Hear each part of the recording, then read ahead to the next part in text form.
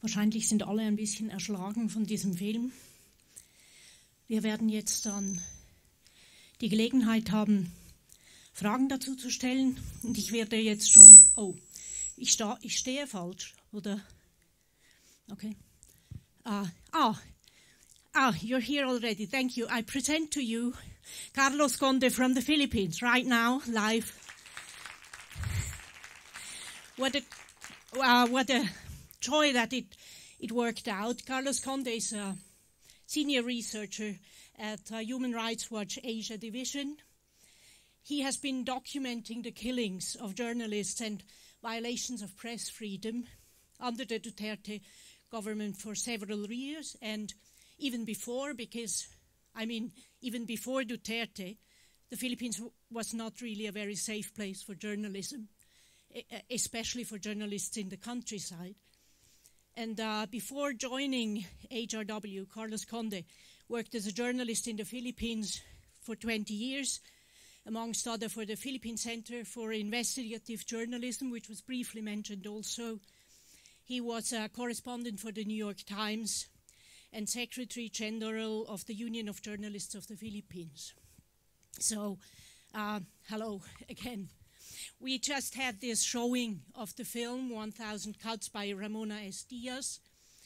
Carlos, this film gives us a portrait of Maria Ressa, one of the protagonists of this ongoing struggle, but she has been singled out here in this film. Could you situate this story a bit for us? What kind of media organizations, apart from Rappler, are targeted right now? Oh, we don't have a sound. Excuse me. Can we have the sound, please?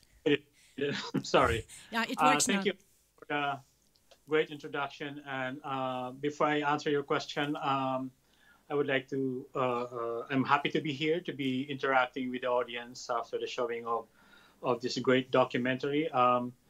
This movie, of course, revolves around Maria Ressa. As you see in the film, it humanizes him, presents her in a way that makes you relate to her and her struggles. And of course, Rappler, which is a news website in the Philippines. If I have one quibble about the movie, if I may call it such a quibble, is because this is not just what's happening in the Philippines. It's not just the story of Maria Ressa or what's happening to her. As Annette mentioned, press freedom or the killings or the attacks on journalists has been happening for decades now in the Philippines. We have such a very violent and tragic story about the attacks and the threats against journalists in the Philippines, of course, in a larger sense as well, civil society actors. So apart from Rappler, the government of President Rodrigo Duterte has also acted against, at the very beginning, the Philippine Daily Inquirer, but also most recently against ABS-CBN, the largest, most influential broadcast network in the Philippines. The Duterte-controlled Congress recently did not renew the legislative franchise for ABS-CBN, effectively shutting down the network.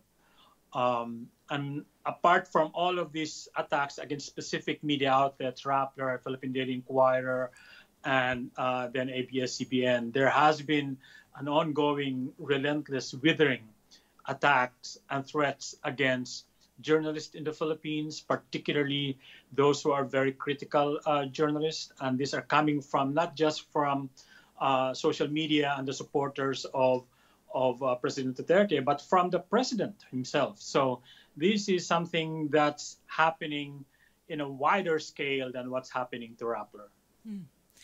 Talking of ABS-CBN, which is really one of the biggest and most popular TV networks, or was, one has to say at this moment, brings me to the question of the choice of language. Because as we said, and as we saw in the film, and we had this mishap that we had to simultaneously translate the Tagalog or Filipino passages, and we realized some passages in Visayan we could not translate, or only haphazardly, and it's very interesting to see in the film when do people speak English and when not, knowing that the vast majority of the Filipinos and Filipinas don't read or consume English-speaking news. How important for you is the choice of language in Philippine journalism? Well, for the majority of Filipinos or Filipino consumer of media, Tagalog or Filipino is the main language of choice. That's something that, in fact, that's the reason why ABS-CBN has become so popular. Its flagship news program is entirely in Tagalog. They reach the countryside, those areas that do not have internet connection and are able to read Rappler. They don't, ABS-CBN had that reach. And so this is why it's so very crucial that the shutdown of ABS-CBN has an impact on the way Filipinos consume their news now. Because, for instance, in the COVID pandemic, and in the typhoons that we have, particularly around this time of year, it's always ABS-CBN that's in the forefront of covering this in the Tagalog language. And also in the region, they have regional branches where regional local dialects are being used in the reporting of ABS-CBN regional networks. So, the use of language by ABS-CBN is crucial in reaching as many Filipinos as possible. Now that the regional networks of ABS-CBN itself are out, that's one huge void that's created by the shutdown. And knowing that since in the last few weeks and months there was this big campaign of red tagging and of actually attacks and murders of activists, of human rights advocates, etc. And also mostly in the provinces. You have a lot of experience in this field. What are the biggest threats to the ordinary journalists in the countryside? I think for us to be able to really get the complete picture of what's happening in the Philippines in terms of attacks and threats and killings, extrajudicial killings, we have to, I think, appreciate or look at it much more expansively in terms of this consistent a campaign and attack against civil society in general, against not just journalists. Since Duterte came to power in 2016, he has made it he has launched a very consistent campaign against the political opposition, against, of course, the journalists, the Catholic Church, or any religious groups that are critical of him. And also he made sure to control the legislative department of the government. And he also, the first target of his wrath when he became president was Senator Laila de Lima, his chief critic, who dared to investigate the human rights violations that were happening in Davao City. This is a city where President Duterte was mayor for more than 20 years. The killings there, which I also documented when I was a journalist, Senator Laila de Lima was the first to document these. And during the first year of the drug war, in fact, she launched, now as senator, she launched an investigation into the killings in the drug war. And for that, she was accused of a lot of really nasty things which are trumped up, and she was arrested in 2017. She's still behind bars. She's still under police detention. So, in other words, there has been a campaign by this government, by this regime, to try to undermine, to attack, and to threaten, and in many instances, kill the institutions or the individuals who can't check the abuse of power by the Duterte government, not just in terms of the drug war, but also in terms of the politics, in terms of we have in the Philippines right now a very active communist insurgency, which is the longest in the world, by the way. This is half a century already.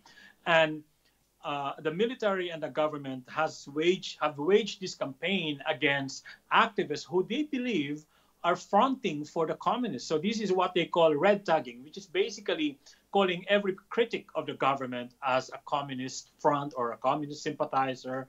And the effect of that is it threatens activists, even those who are not members of the communist movement. it constricts the democratic space so that less and less people are speaking out.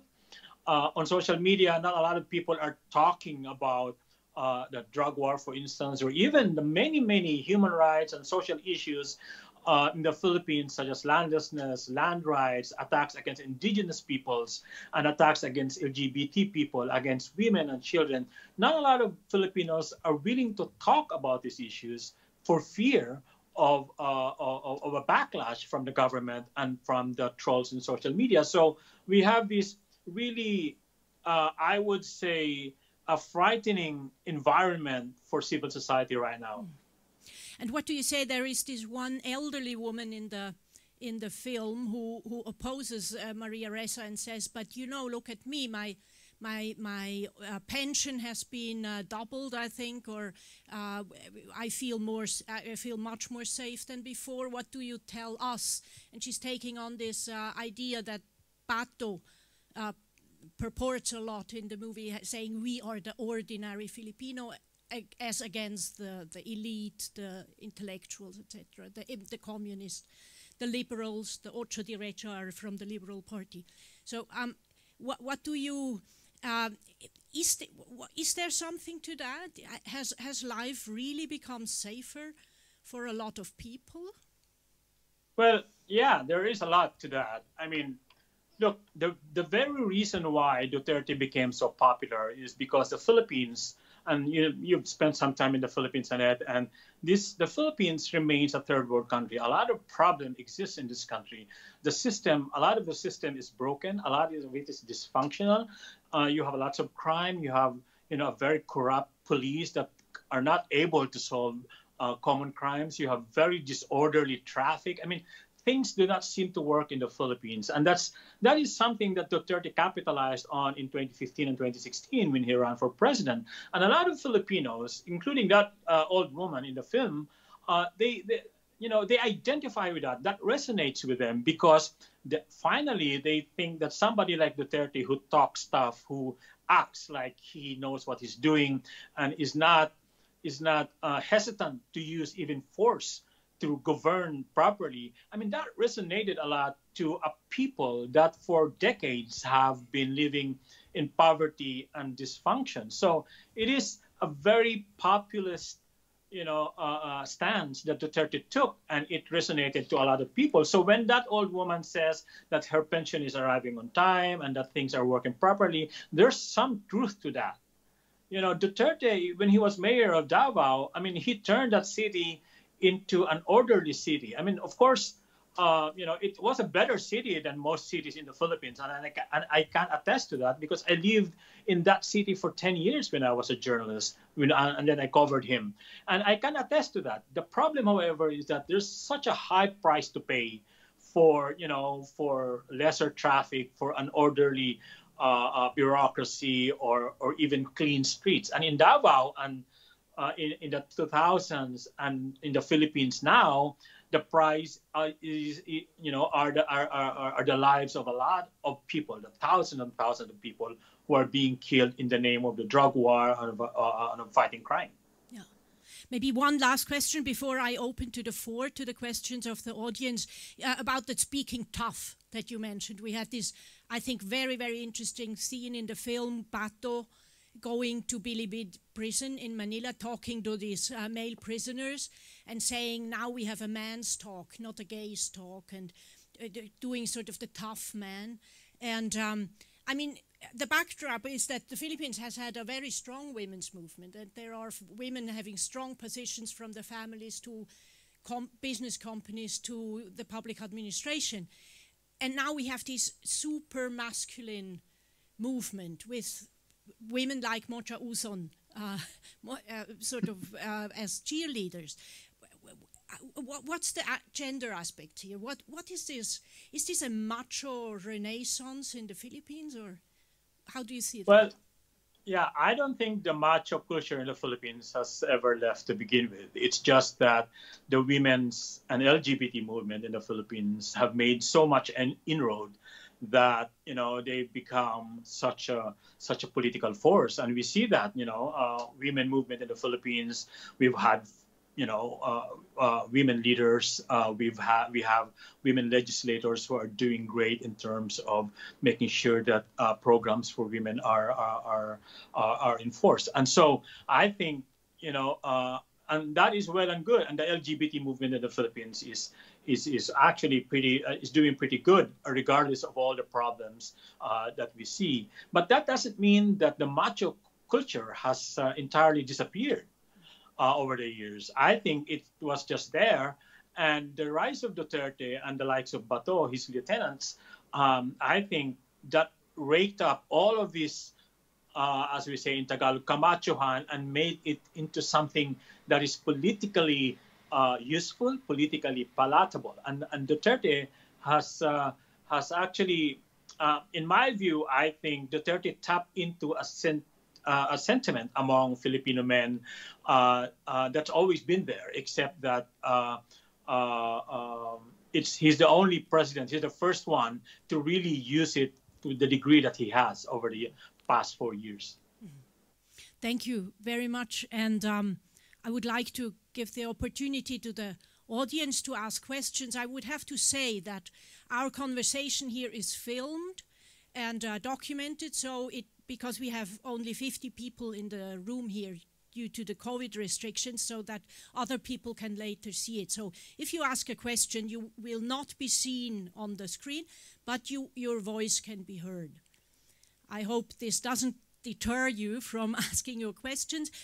You will not have a microphone. I will listen carefully and then repeat the question into the microphone.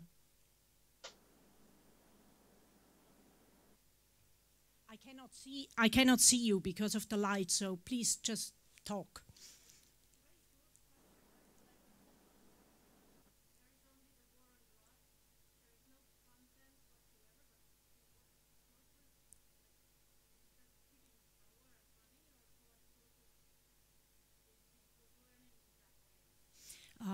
Why is he governing that way? What's the purpose? Is this? It's like, what's the purpose of this war on drugs? Also, of this obsession with this war on drugs? If I get you right. Yeah, that's a good question. Before I answer that, let me point out something about the drug situation in the Philippines. It is true that we have a drug problem in the Philippines. As with any other countries in the world, I suppose, I mean, particularly in Asia, we do have a problem with meth. We call that shabu, which is crystal meth. And we've been having this problem for years now. And it is also true that many of the crimes that are committed in the Philippines were committed by people who are using drugs. But the drug problem in the Philippines is no worse than the drug problem, for instance, in Australia. We don't have a drug problem that would necessitate the kind of violence that we see, that would necessitate the killings of tens and thousands of people. So, again, people always say, okay, Duterte is tough on drugs, he's doing something about drugs that other presidents have not done. Well, that is not entirely accurate, that other presidents have not done anything on drugs. But I guess the way to gauge whether the drug war has worked is that to see if the drug problem has gone down. In the past 4 years, it hasn't. It looks like it hasn't. In fact, just this week, Duterte led the burning of 7-point-something billion pesos worth of meth. So if in the past 4 years the government has been really going after, drug manufacturers, I mean, the supply would have really gone down dramatically, but it has not. So that brings us to this other point, which I want to make. Duterte is a very astute politician. He is a very clever politician. He knows that in order for the people to notice and to respect him and to vote for him, he has to use violence. And the first time he did this, he was very successful in Davao City. This is a city in the south where crime, drugs, violence was very, very rampant. And he managed to kind of tame the violence, tame the disorderly disorderly environment by using, violence himself. And so this has resulted in for instance, the murder and the killings of thousands of people in Davao when he was the mayor. and a lot of them, hundreds of them, were children. These were suspected criminals. And so by using violence in the city, he managed to take control of every aspect of life in that city, the politics. He and his cronies and even his family are now thoroughly, they could thoroughly control Davao during his days, that no one dared to go against them. You know, right now, Davao City, the mayor of Davao City is Sara Duterte, his daughter. The vice mayor is Baste, his son. The congressman is another son, Paulo. And so they created this dynasty, and the one thing to violence, they use violence to ensure that they will rule for a long, long time. And this is exactly the kind of environment that we now see in the Philippines. So the drug war serves a political purpose. That's the reason why Duterte won so overwhelmingly, and that's the reason why the support for him is just astronomical. More questions?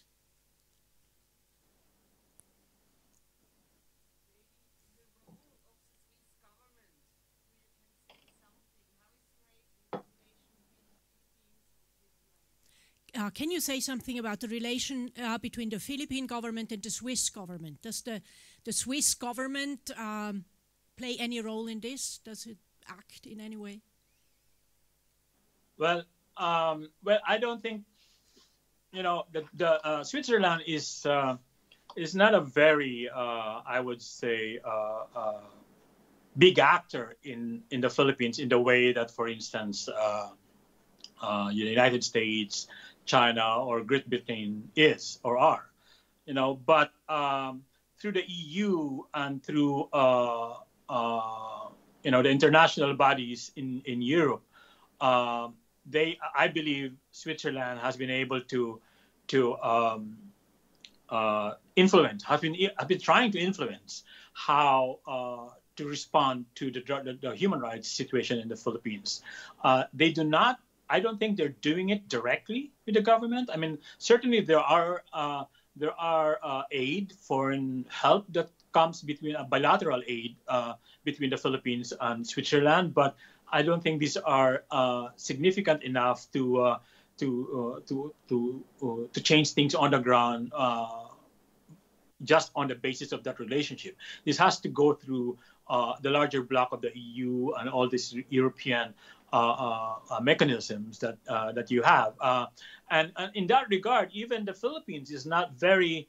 The Philippines is not very, I would say, accommodating in terms of regarding the European as far as human rights is concerned. I mean, just in 2019 and this October in 2020 at the United Nations Human Rights Council, the Philippines launched a massive disinformation campaign against the critics of the drug war, and they include targeting governments such as those in Europe to try to convince them that what, you know, human rights groups such as the Human Rights Watch is saying or critics are saying are just propaganda. Of course, these are not propaganda. Even the United Nations Human Rights Council, and the Office of the High Commissioner for Human Rights have determined the validity of the complaints against the government related to the drug war. So again, back to your question, you know, Switzerland and the Philippines, I'm sorry to say that the bilateral relationship is not as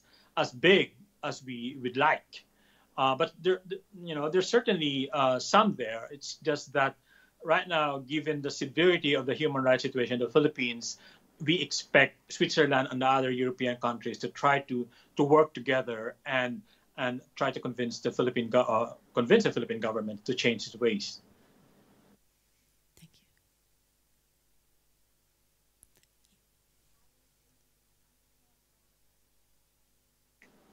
How does the new anti-terror law affect the press in the Philippines? Well, this is just one of those that the anti-terrorism law, which is recently passed, is just one of those pieces of legislation that can only be approved in this climate of fear and intimidation and a lot of populist rhetoric. they were selling this as the solution to the problems that we've been facing in the Philippines, not just, extremism, extremist terrorism, but right now the anti-terror law, we believe, is going to be used, and in fact is being used, to target dissidents or progressives or members of civil society in the context of the communist insurgency. This anti-terrorism law will be used mostly to try to contain the communist insurgency more than the extremist terrorism that we've been seeing in many parts of the world. And in fact, this is something that the Philippines also has experienced with, the siege of Marawi in 2017 and all of this unrest in the South. But as we're seeing now, the anti-terror law is being used against activists, against political activists from the left, from the communists who have communist leanings, and we're seeing that with they've already arrested people based on this law, and we are going to see. I'm predicting that we are going to see more arrests in the future using this law. The problem with this law is that it's very broad, and the main problem that we see here that is now they're being used is that the Anti-Terrorism Council, which the law created, will now be the sole arbiter or the sole determinant of who is a terrorist or not. It's no longer the courts. So you can be designated as a terrorist by this Anti-Terrorism Council. Now, keep in mind, there are two things here, designation and this other thing where it applies to groups. I forgot the name. I'm sorry, I'm blanking out on that one. But for instance, this Anti-Terrorism Council can easily designate me or any Filipino that they don't like as a suspected terrorist. And then you can be detained for up to 24 days without charges. And you can be arrested without warrant. So that is a huge problem for civil liberties and human rights in the country. If I might butt in with a question here that has been bothering me, because like a lot of people here who have connections to the Philippines often ask what is safe? When do people have to be afraid? When do people have, like you in the Philippines, ordinary people who are politically active, who have stands, who make comments on social media? And the film has also portrayed a culture that makes it difficult to judge, like the policewoman almost embracing Maria Ressa when she arrests her. She talking with Duterte like they're old pals, but then she gets arrested. It's how do you judge a situation to know when does it get really dangerous, or has it become totally whimsical? Well, it's hard to say. I mean, keep in mind that the Philippines the violence is still happening even as we speak. The Philippines has an epidemic of death squad, hitmen, and what we call riding in tandem killers that, kill people practically every day. And many of these people are working for the government, may not be with the president, but also they work for local governments and also with the police. And many of them work for criminal syndicates. So it's hard to say. The threat is always there. But the one thing that the experience of Maria Ressa and Rappler has done is to show to the people what can happen to you if you dare criticize this government. And that's a very effective, I think, a mechanism to instill fear. And in fact, they're doing this not just on Maria and the people of Rappler. They are doing this even worse on Senator Laila de Lima. I mean, each time she was escorted to go to court to attend a court hearing, her police escorts practically blocked her. And there was even an instance when her police escorts would put their hands over her mouth to prevent her from talking to reporters as she walked to the courtroom. I mean, it's absurd in that sense. So, they are communicating. The government is communicating signaling to the public that this can happen to you if you dare criticize the government. And it's not an accident that a lot of these people that are being abused like this are women. This is a very misogynistic government. I mean, Senator Laila de Lima, she just suffered a horrific level of misogynism in 2016, during the campaign in 2016, and during the start of the drug war, that it's just absolutely bonkers from where I sit in terms of how they were destroying her credibility. And it's the same thing to a lesser degree. I mean, that's not comforting, of course, but Maria Ressa herself has been the subject of this, rape threats online. She is called many unprintable things that I will not repeat here. But and her reporters, who are also, a lot of them are women, are subjected to the same, vile, to the same, horrific attacks by the president, and also by her supporters in government and also on social media. So, back to your question, you never really know how do you know if the threat level is worrisome enough or not. I mean, obviously we take precautions, but we live in an environment where, anything can happen. Yes. I open the floor again.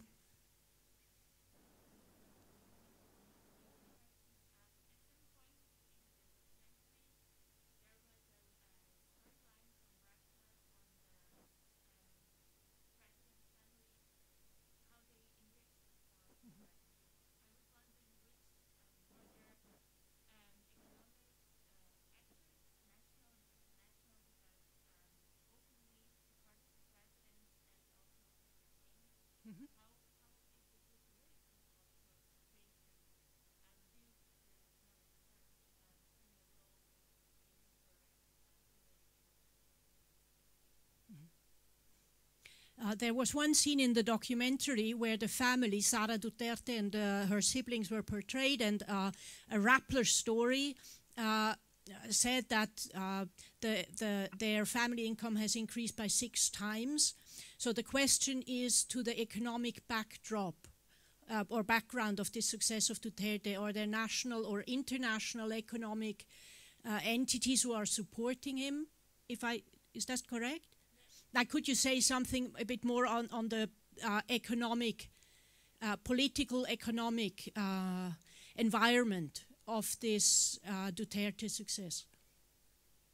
Well, there certainly have been reportage, not just by Rappler, by others, or accusations also, or allegations also from opposition senators about certain wealth or economic I would say interests of Duterte and his family. It's not entirely clear right now what their economic interests are. I mean, the people know that they're in business as well, and they have had investments, but it's not clear. I mean, during the campaign, when there was an allegation from one of the senators about certain bank deposits that are allegedly linked to Duterte, and he challenged Duterte to open his bank accounts. I mean, that did not happen. So we don't know exactly how rich or poor the president is, and they're not. And just on that, I mean, he is the only president who has refused to release to the public his statements of assets and liabilities and net worth. So we call that salad. This gives you an idea of how much he's worth, but he refuses to do that. So, one can only wonder. But in terms of external economic actors, I mean, the Philippines, before Duterte, has had a robust economic relationship with a lot of countries in the world. I mean, we have our trade partners, the United States and even Europe through the European Union. It's quite strong. Japan is a key also economic partner, and this Duterte inherited. So, I mean, if you look at the economic situation in the Philippines right now, things are doing okay. It's not as if we are a failed state economically. No, we're not. In fact, the peso is growing stronger than the US dollar, in the past how many months since the pandemic. So we're you know, all in all, I think the economy of the Philippines is doing okay. Unemployment has gone down a little bit. The report last week. But poverty is still a very huge issue in the country. Unemployment is still a very huge issue in the country. And just to know that many of the communities that are targeted in the drug war are really, really poor communities. People who are not, who are definitely not middle-class people. They belong in what we call squatters areas or slums in the Philippines. So they are minimum wage. A lot of them are minimum wage earners or probably even below. So that's the kind of economic aspect of it as far as the drug war is concerned. But also the supporters of Duterte, they belong to the business elite, economic elite. The industries are still very supportive of him, regardless of the drug war, regardless of the human rights violation. That's one of the things that you will probably be concerned about in the Philippines, is that the business community in the Philippines has not displayed so much concern about the violence. And it is something that, as a human rights advocate myself, that is something that really concerns me, because obviously the voice of business people of the economic community is important, but we're not hearing those. Which we're coming to the closure of this thing, and I would like to end with a last question as a sort of a conundrum which is bothering me, because we have seen, and you say it, impunity is at an enormous level. People riding in tandem can shoot anybody. There will be no investigation. It just happens.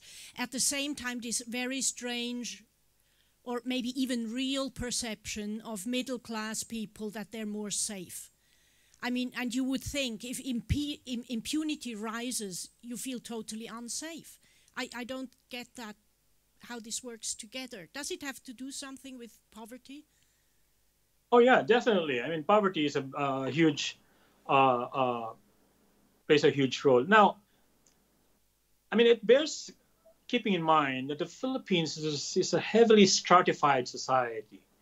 The gap between the rich and the poor are still quite wide. And also keep in mind that when the drug war was launched in 2016, and even during the campaign, President Duterte and his people have effectively demonized or dehumanized poor Filipinos who they suspect are criminals or drug users. So those in the middle class and the upper middle class, they don't have a lot of sympathies, or at least they don't show it, to the poor ones who are the common victims of the drug war.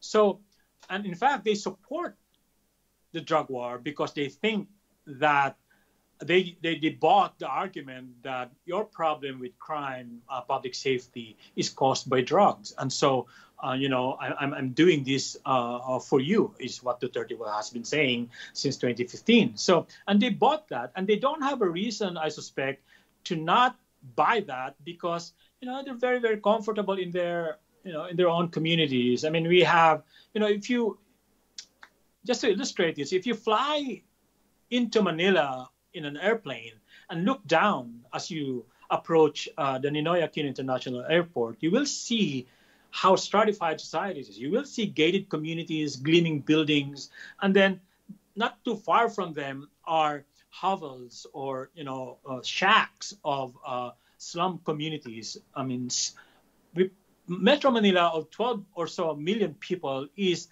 riven by that economic divide of a lot of poor people from the provinces in Manila, and then you have very rich ones living not so far from them, and it's just a very stark image, or a very stark reminder of really how divided Philippines is in terms of poverty and the economy, and it's something that the drug war has, I think, deepened in the past 4 years. And you have a situation now where, as the poor are being slaughtered, you have an increasingly apathetic middle and upper middle class. And to be honest, I don't see, a point where those who have much in life in the Philippines will begin to see the plight of these poor people. Of course, I'm kind of generalizing because certainly there are rich people who care about what's happening, but it's just not there. They don't have we don't have a loud enough. They don't have a loud enough voice to register and to influence what's happening. Before I give you the chance to address the audience again with some last words or maybe some appeal to the audience or things that you find most important in the relation between across the world in this time, I would like to thank René Walroth at the Technique, Simon, Josie and Sasha of the Human Rights Watch Switzerland, and I ask you for an applause for Leni Bugayon, who has stepped in spontaneously to simultaneously translate the Tagalog Filipino passages in the film.